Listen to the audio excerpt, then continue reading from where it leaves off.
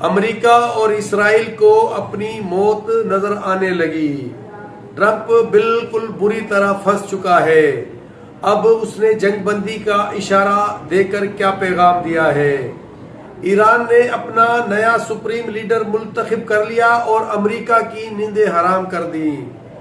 روس کے صدر نے بھی نئے منتخب سپریم لیڈر کو مبارکباد دے ڈالی۔ امریکہ اور اسرائیل کے اختلافات بھی بڑھنے لگے۔ آج اس پر بات ہوگی۔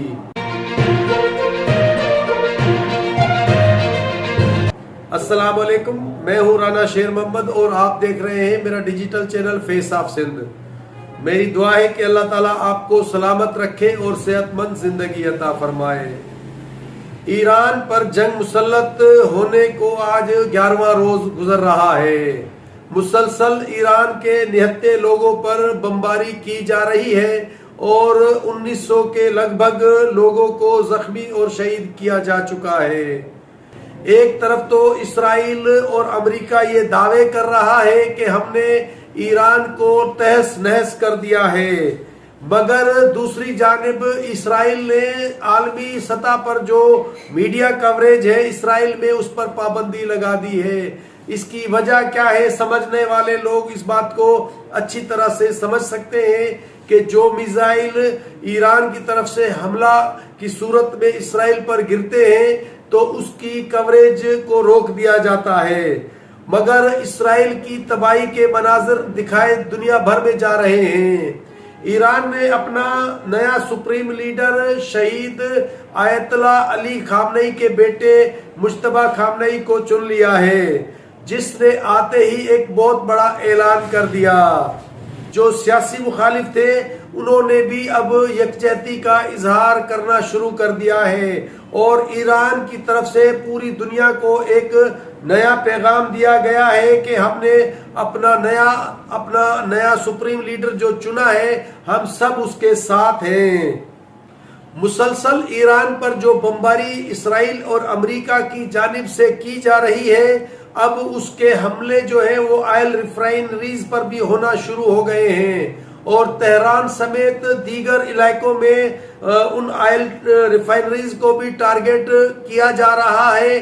جس سے تیل کی برآمد دنیا بھر میں ہو سکتی ہے۔ امریکہ پر بھی اب بہت بڑا دباؤ بڑھنے لگا ہے اور اب ٹرمپ بوکھلاہٹ کا شکار بھی نظر آ رہے ہیں، کیونکہ انہوں نے ایران پر حملے کے لیے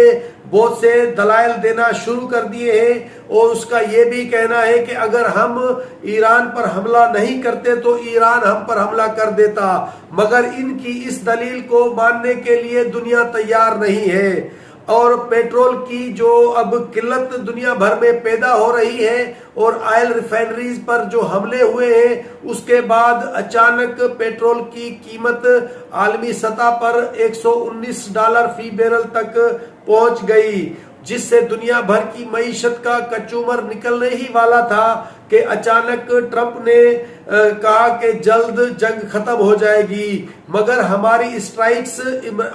ایران پر جاری رہیں گی۔ اس کے بعد پیٹرول کی قیمت واپس $92 فی بیرل پر آ گئی ہے۔ جنگ شروع ہونے پر تو امریکہ بہادر اور ٹرمپ یہ کہتے نظر آ رہے تھے کہ ہم ایران میں رجیم چینج کریں گے اور ایران میں اپنی پسند کا لیڈر جو ہے وہ اس کو حکومت دیں گے، مگر اس میں وہ بری طرح ناکام نظر آ رہے ہیں، کیونکہ امریکہ کے مخالفت کے باوجود ایران میں اس لیڈر کو سپریم لیڈر چنا گیا ہے جس کے والد، جس کی گھر والی، جس کے بچوں کو امریکہ اور اسرائیل نے شہید کیا ہے۔ اس کے بعد امریکہ نے یہ کہنا شروع کر دیا تھا کہ جو جنگجو کرد ایران سے لڑ رہے ہیں ان کو ایران میں داخل کرایا جائے گا اور وہ خود ایران میں جنگ کریں گے،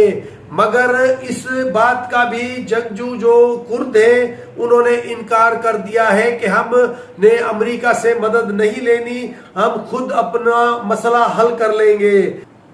اس کے بعد وسطی ایشیا کی جو مسلمان ریاستیں ہیں ان کو بھی آپس میں ایران کے ساتھ لڑانے کی بھرپور کوشش کی گئی کہ مسلمان کے ساتھ آپس میں لڑ پڑیں، مگر یہ بھی امریکہ اور اسرائیل کی کوشش ناکام ہو گئی اور آج 11ویں روز تک جو ایران کے اوپر جنگ مسلط کی گئی ہے، اب تک اس جنگ میں کوئی بھی دوسری مسلمان ریاست نے ایران پر حملہ نہیں کیا ہے، جبکہ ایران نے مسلسل مختلف ممالک میں جو امریکن اڈے ہیں ان پر بمباری کی ہے اور میزائل برسائے ہیں، جس میں سعودی عرب، کویت، بحرین، دبئی اور متحدہ عرب امارات کی مختلف ریاستیں شامل ہیں۔ مگر اس کے باوجود ایران یہ کہتا نظر آ رہا تھا کہ ہم نے کسی بھی اپنے مسلمان بھائی کے اوپر جو ہے حملہ نہیں کیا، مگر